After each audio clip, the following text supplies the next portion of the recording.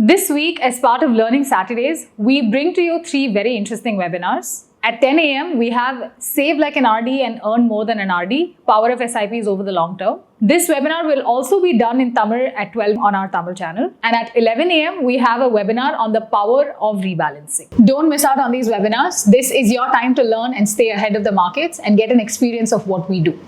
Register now using the links in the description below. See you all there. SIP versus EMI.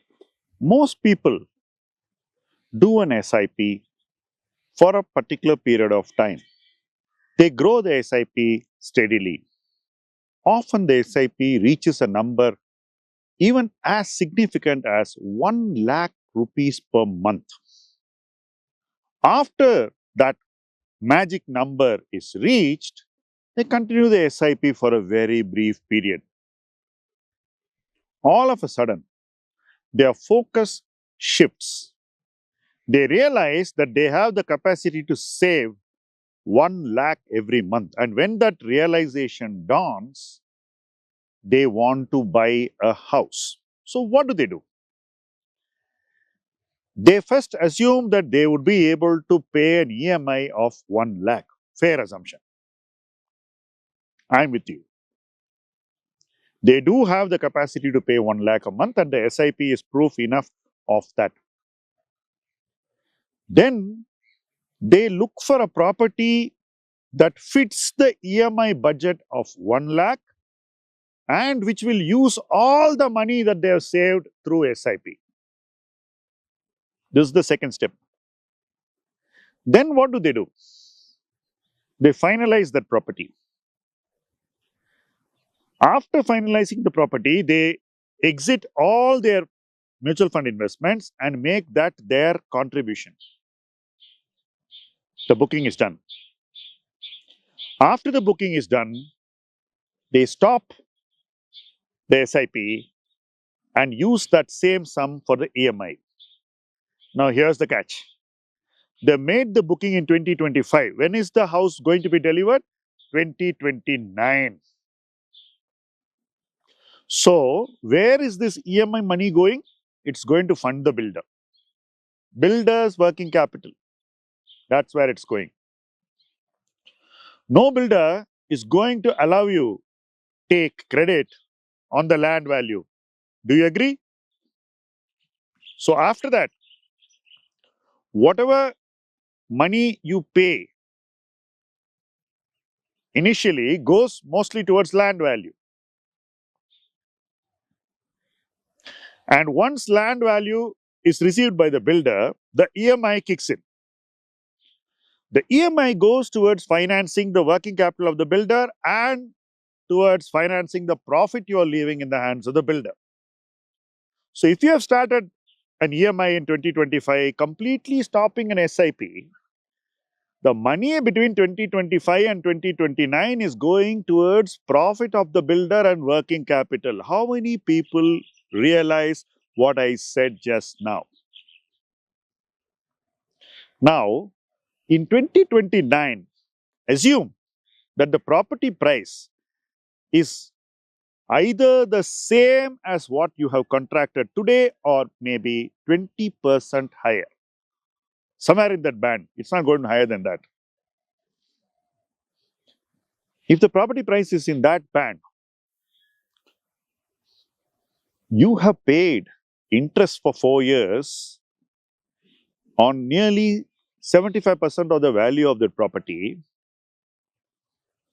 because the first 4 years, whatever EMI you pay is only interest.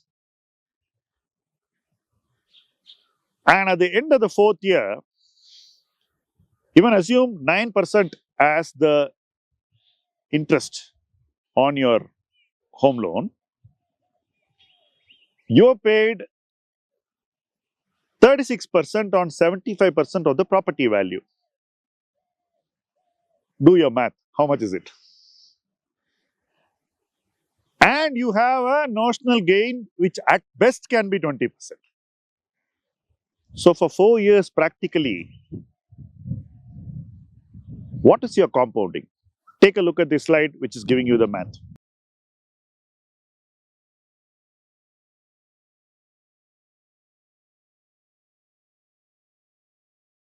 On 75% of the property value, you paid so much as interest, which translates into so much percentage on the whole value of the property. Your notional gain on the whole value of the property is at best 20%. Assuming you get that, weigh the two. Here's your interest cost and here's your notional gain. Clearly, you have not spent the 4 years well. In most property decisions made by people on impulse, where they stop their SIP and move the entire money into EMI and move the entire savings created out of SIP as principal, this is the likely outcome. 90% of the properties bought end up like this, and the number could be higher. I am pretty sure of this. And this is something I have been seeing from the 90s. It's not new. Yeah, property prices go up. From 90s, property prices have jumped multi-fold, maybe even 10 times today. But the math has not changed. The more the property price goes up, the more the math deteriorates. So people are not costing their decisions correctly. And because they are not costing their decisions correctly, they are making decisions which affect even basic compounding which they could have achieved, and they fail to achieve even basic compounding. Now that's a big tragedy. When this is pointed out in a statement that you should not stop your SIP and completely divert that money to an EMI, the first line of defense is an attack. What is this attack? The attack is that, oh, you guys make money, so you're saying this. Sure, people make money, but how does that change the stupidity of your decision? How does it change what's happening with you? The money made by the professional may at best be 75 basis points. But you have given away 4 years of compounding. Whose loss is bigger? Or which loss is bigger? Now that is the thing that I feel is the real question that we need to raise. That is the real economics that you need to question. But nobody questions economics. Instead, you question cost. And there is an army of people who are cost warriors who don't understand economics. I have seen people who keep on talking about how much money you can save by investing in a particular way, maybe going into an ETF or going into direct or whatever. But these guys are very poor in either understanding the economics of asset decisions or in making examples of them, because they have at best bought one apartment in a suburb and live probably in paid quarters.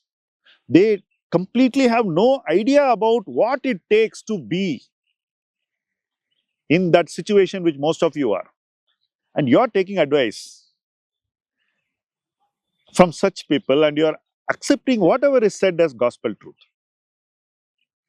Now, this is stupid at so many levels. A person with high aspiration today has to have a more nuanced approach to decisions like this. You cannot be reductionist in judgments. You need to do the math. You need to ask yourself, what is the potential return I will get in this decision? Both in your equity portfolio and in your real estate investment, which is going to be for consumption. And you need to be certain that you are making this decision sensibly. You can't go wrong when you make a real estate decision. You can't afford to go wrong. That should be the primary focus. So, don't let trivial factors come in the way of these bigger judgments. Trivial factors may hurt, but the bigger judgments are hurting far more. The moment you become cognizant of what is more important and what can hurt more, you will have a right balance between these judgments. That's all I'm saying. And that right balance is going to take you to a better place in life where you have more financial security, create more wealth, and enjoy better quality of life in the future. That should be our mission, that should be our goal, and that should be the outcome. Thank you for watching this video.